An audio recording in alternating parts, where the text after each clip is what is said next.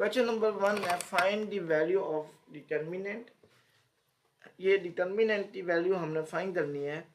First part है 10 5 4 6, तो इसे हम सॉल्व करते हैं। तो ये हमारे पास है 10 5 4 6 इसका डिटर्मिनेंट। जब इसका डिटर्मिनेंट फाइंड करना है, सबसे पहले इस 10 को आपने 6 से मल्टीप्लाई करना है। 10 मल्टीप्लाई 6, दरमियान में आपने माइनस का साइन डालना है। फिर 4 को आपने मल्टीप्लाई कर देना है 5 के साथ, 4 मल्टीप्लाई 5। अब ये हमारे पास बन जाता है 10 तो 6 से मल्टीप्लाई करना, ये बन जाता है 60, दरमियान में माइनस 4 5 20।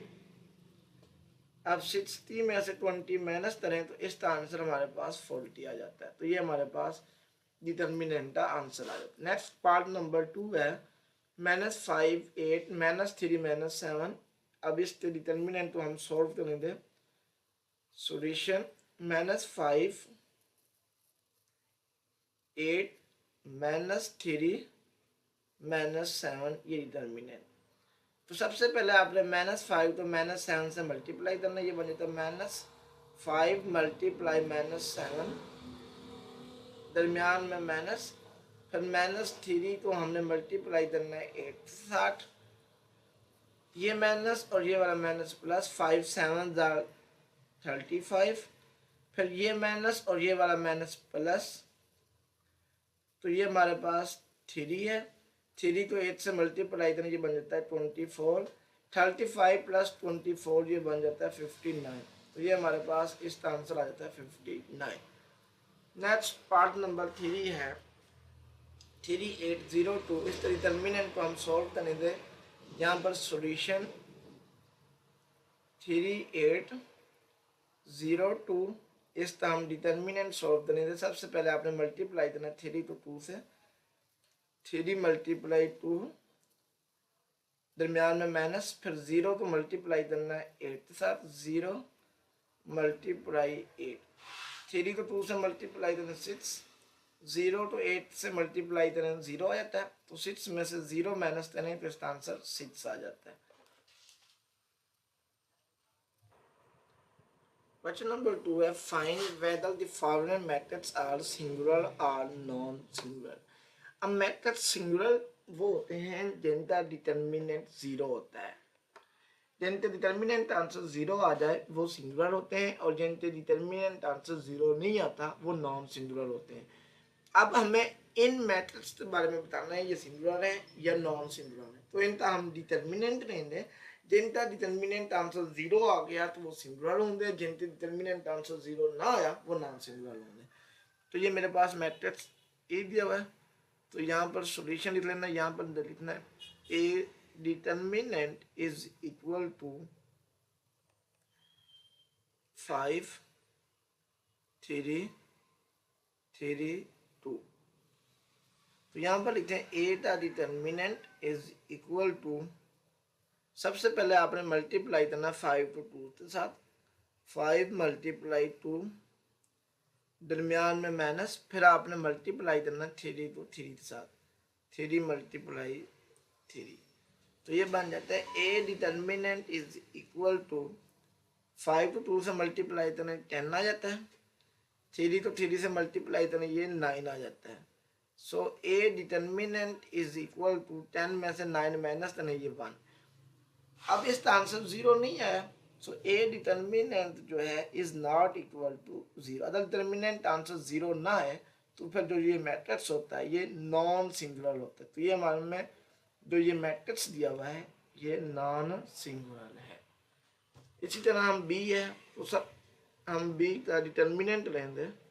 यहाँ पर लिखते हैं बी का डिटर्मिनेंट इज इक्वल टू 7 21 2 6। इसके ऊपर डिटर्मिनेंट ये साइन डाल लेना है।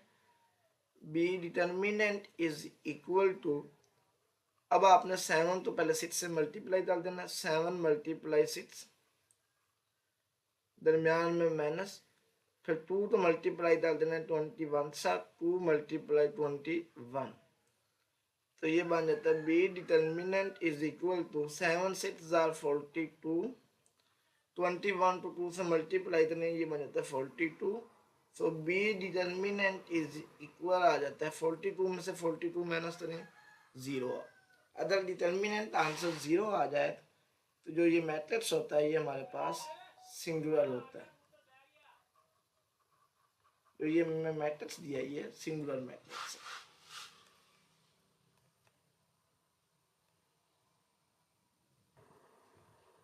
सी मैट्रिक्स दिया हुआ है, इस ये हमने बताना ये सिंगुलर है या नॉन सिंगुलर है। तो इसका आपने डिटर्मिनेंट ले लेना है, यहाँ पर सी के ऊपर डिटर्मिनेंट का साइन डाल देना है। सी डिटर्मिनेंट इज इक्वल टू 13 5 7 यहाँ पर 3। तो ये बन जाता है सी डिटर्मिनेंट इज इक्वल है, यहाँ से आपने 13 को 3 से मल्टीप्लाई कर देना, 13 मल्टीप्लाई 3 दरमियान में माइनस, फिर 7 तो मल्टीप्लाई कर देना है 5 के साथ। तो ये बन जाता है सी डिटर्मिनेंट इज इक्वल टू 13 को 3 से मल्टीप्लाई करना ये बन जाता है 39, 7 तो 5 से मल्टीप्लाई करना ये बन जाता है 35। सो सी डिटर्मिनेंट इज इक्वल टू 39 में से 35 माइनस दिया तो इसका आंसर 4 आ जाता है। इट्स मीन जो सी का डिटर्मिनेंट है इसका आंसर 0 नहीं है। अगर 0 ना है तो जो ये मैट्रिक्स होता है ये हमारे पास नॉन सिंगुलर होता है। तो ये मैट्रिक्स हमारे पास नॉन सिंगुलर है। अब दी मैट्रिक्स दिया हुआ है, इसका हम डिटर्मिनेंट रहेंगे, इधर दी के ऊपर डिटर्मिनेंट डाल लेना है, इधर भी 2 0 0 0 और इसके ऊपर भी डिटर्मिनेंट डाल लेना है। नेक्स्ट स्टेप में D determinant is equal to, इस 2 को आपने 0 से मल्टीप्लाई कर देना, 2 मल्टीप्लाई 0 दरमियान में माइनस, फिर इस 0 तो 0 से मल्टीप्लाई 0 मल्टीप्लाई 0। तो ये बन जाता है D determinant is equal to 2 तो 0 से मल्टीप्लाई करना 0, फिर 0 तो 0 से मल्टीप्लाई करना 0। सो डी डिटर्मिनेंट इज इक्वल आ जाता है 0 में से 0 माइनस करना 500 0 आ जाता है। So D determinant is equal to 0। अगर डिटर्मिनेंट आंसर 0 आ जाए तो हमारे पास जो मैट्रिक्स होता है वो सिंगुलर होता है, सिंगुलर मैट्रिक्स। तो ये मैट्रिक्स जो है ये हमारे पास सिंगुलर है। क्वेश्चन नंबर 3 है find the value of x। हमने x की वैल्यू फाइंड करनी है। हमें मैट्रिक्स दिया हुआ है, ए मैट्रिक्स दिया हुआ है h 6 5 15 is a singular matrix. अब सिंगुलर मैट्रिक्स वो होता है जिसका डिटर्मिनेंट 0 होता है। तो यहाँ से हमें मैट्रिक्स जो ए दिया है वो उसकी वैल्यू है h 6 5 15। अब क्योंकि ए हमारे पास जो मैट्रिक्स है ए इज सिंगुलर मैट्रिक्स, तो जो ये हमें ये मैट्रिक्स दिया हुआ है ये सिंगुलर दिया हुआ है। सिंगुलर मैट्रिक्स वो होता है जिसका डिटर्मिनेंट आंसर 0 होता है। इट्स मीन जो इसका डिटर्मिनेंट है ये 0 के इक्वल है। अब ए का हमें डिटर्मिनेंट दिया हुआ है x 6 5 15 इज इक्वल टू 0। अब सबसे पहले x को हम मल्टीप्लाई करेंगे 15 के साथ, x मल्टीप्लाई 15 दरमियान में माइनस, फिर 5 तो मल्टीप्लाई करेंगे 6 के साथ, 5 multiply 6 is equal to 0। h तो 15 से मल्टीप्लाई करें ये बनता है 15h माइनस, वैसे 5 तो 6 से मल्टीप्लाई करें ये बनता है 30 is equal to 0। Next step में 15h वैसे ये माइनस 30 है, इधर आता है ये बन जाता है प्लस 30। तो ये हमारे पास 15h इज इक्वल आ जाता है 30 है। यहाँ से हम h की वैल्यू फाइंड करेंगे, ये 15 मल्टीप्लाई हो रहा है, इधर आता है ये डिवाइड हो जाएगा 13 तो 15 पर डिवाइड, 15 1 15 15 2 30। तो h का आंसर जो है ये हमारे पास 2 आ जाता है। Find the adjoint of following matrix. ये हमें मैट्रिक्स दिए हुए हैं, इनका आपने एडजॉइंट फाइंड करना है। अब ए मैट्रिक्स दिया हुआ है जिसके एलिमेंट से ए बी सी डी, इसका हम एडजॉइंट फाइंड करते हैं। तो यहाँ पर आपने लिखना है adjoint of A is equal to, जब एडजॉइंट आपने फाइंड करना है तो आपने ये करना है इन दो एलिमेंट्स की आपने पोजीशन चेंज कर देनी है। डी आपने ऊपर लिख लेना है, जो ए है आपने इधर लिख लेना है। फिर बाद में जो ये दो नंबर बचने इनके साइन चेंज करने, यहाँ पर प्लस बी है तो माइनस बी आ जाना है, यहाँ पर प्लस सी है तो माइनस सी आ जाएगा। तो ये एडजॉइंट ऑफ ए का आंसर आ जाना है। अब ये बी दिया है तो इस तरह हम एडजॉइंट फाइंड करते हैं। Adjoint of B is equal to, इन दोनों की पोजीशन चेंज करना है, 7 इधर चले जाना है, 5 इधर आ जाना है। अब -2 है तो इधर +2 हो जाना है, यहाँ पर +3 है तो ये -3, तो ये एडजॉइंट ऑफ डी आ जाएगा।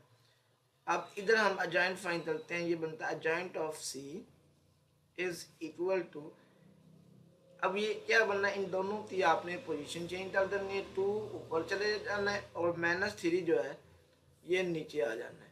फिर उसके बाद इन दोनों के साइन चेंज कर देना, ये +5 है तो ये बन जाना -5, ये -3 है तो ये बन जाना +3, तो ये हमारे पास एडजॉइंट ऑफ सी आ जाता है।